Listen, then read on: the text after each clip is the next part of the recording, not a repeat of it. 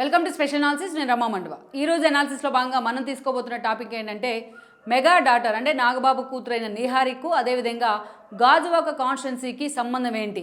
ఈ అంశం మాత్రం అటు సోషల్ మీడియాతో పాటు ఇటు మెయిన్ స్ట్రీమ్ మీడియాలో కూడా చాలా సీరియస్గా వైరల్ అవుతూ వస్తుంది.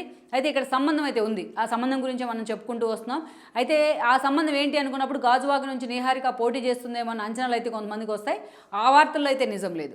ఇక్కడ చూసినట్లయితే జనసేన ముందు నుంచి కూడా ఈరోజు టీడీపీ పొత్తుల్లో ఉంది. ముందు నుంచి కూడా తమకు ఎక్కడైతే కొన్ని పాకెట్స్లో నేతలు చాలా సీరియస్గా బలంగా ఎస్టాబ్లిష్ అయ్యి ఉన్నారో అలాంటి నేతల మీద జనసేన చాలా సీరియస్గా ఫోకస్ పెట్టింది. మనం చూసినట్లయితే రాజమండ్రి రూరల్లో ఒక కందులు దుర్గేష్ కావచ్చు, అదేవిధంగా రాజోల్ లాంటి సీట్లు కావచ్చు, విజయవాడ వెస్ట్లో పోతిన మహేష్ లాంటి వాళ్ళు కావచ్చు, బందర్ నుంచి కొత్తగా వచ్చిన బాలశౌరి, వైసీపీ నుంచి వచ్చిన బాలశౌరికి టికెట్ అనౌన్స్ చేయడం కావచ్చు, ఇలాంటి సీట్ల మీద జనసేన చాలా సీరియస్గానే ఫోకస్ పెట్టే ప్రయత్నం చేసింది. దానిలో భాగమే ఈ రోజున అమలాపురం ఏదైతే అనకాపల్లి ఎంపీగా నాగబాబు పోటీ చేస్తున్నారనేది ఒక వార్త అనుకోవాలి. బట్ ఆ దిశగా చర్చలు అయితే జరుగుతున్నాయి. ఇంకా క్లారిటీ అయితే రాలేదని అనుకోవాలి. ఇక ఈరోజు చూసినట్లయితే అదే స్థాయిలో వైజాగ్ మీద కూడా జనసేన ఫోకస్ పెట్టింది. ఉత్తరాంధ్ర సమస్యలను అనేక సార్లు పవన్ కళ్యాణ్ ఎస్టాబ్లిష్ చేస్తూ వచ్చారు. తను పార్టీ పెట్టి టీడీపీకి మద్దతు ఇచ్చి ఆ తర్వాత టీడీపీ నుంచి విడిపోయి మళ్ళీ ఇప్పుడు టీడీపీ మద్దతు కోసం పవన్ కళ్యాణ్ ప్రయత్నం చేస్తున్నప్పటికీ కూడా ఇద్దరు కలిసి పోటీ అనే ఒక అవగాహనకు వచ్చినప్పటికీ కూడా ఉత్తరాంధ్ర ఇష్యూస్ మీద మాత్రం పవన్ కళ్యాణ్ చాలా ప్రత్యేకంగా ఫోకస్ పెట్టారనుకోవాలి. ఈరోజు ఉద్దానం లాంటి ఇష్యూస్ మీద ఆ స్థాయిలో చర్చ జరిగింది అంటే అది పవన్ కళ్యాణే కారణమని ఎవరైనా చెప్పుకోవచ్చు.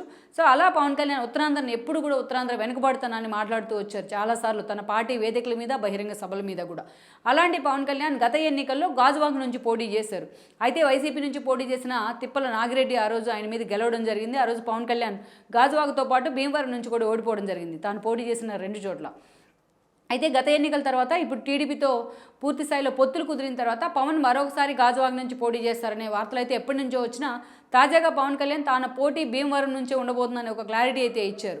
సో ఈ రోజున గాజువాక విషయానికి వచ్చినట్లయితే అక్కడ సుందరపు విజయ్ కుమార్ ఎప్పటి నుంచో వైఎస్ఆర్సీపీ తరపున యాక్చువల్గా వైజాగ్లో సుందరపు విజయ్ కుమార్ చాలా సాలిడ్ నేతగా కూడా ఉన్నారు.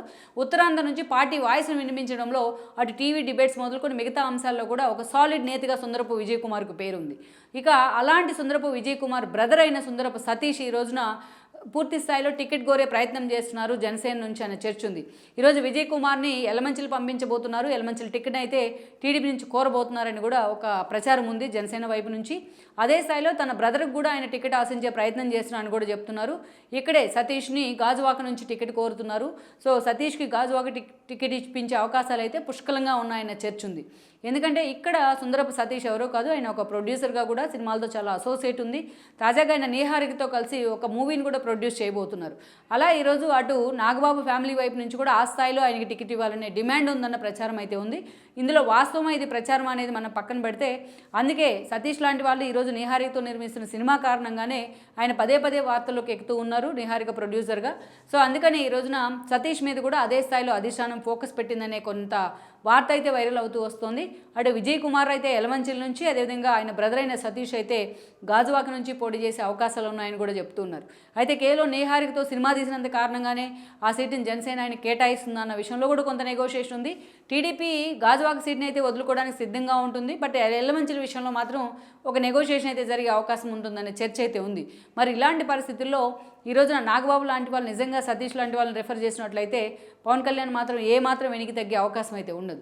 సో అలాంటి సిచ్యువేషన్లో ఈ రోజున నిహారిక ప్రొడ్యూసర్ అయిన సతీష్ ఈ రోజున గాజువాక నుంచి వార్తల్లోకి అయితే ఎక్కుతూ ఉన్నారు. మరి ఈయనకు గాజువాక సీటు పవన్ కళ్యాణ్ ఎంతవరకు కేటాయించే అవకాశం ఉందనేది మనం చూడాల్సి ఉంది. ఈ వీడియో మీకు నచ్చినట్లయితే please share, like and subscribe R24 Telugu.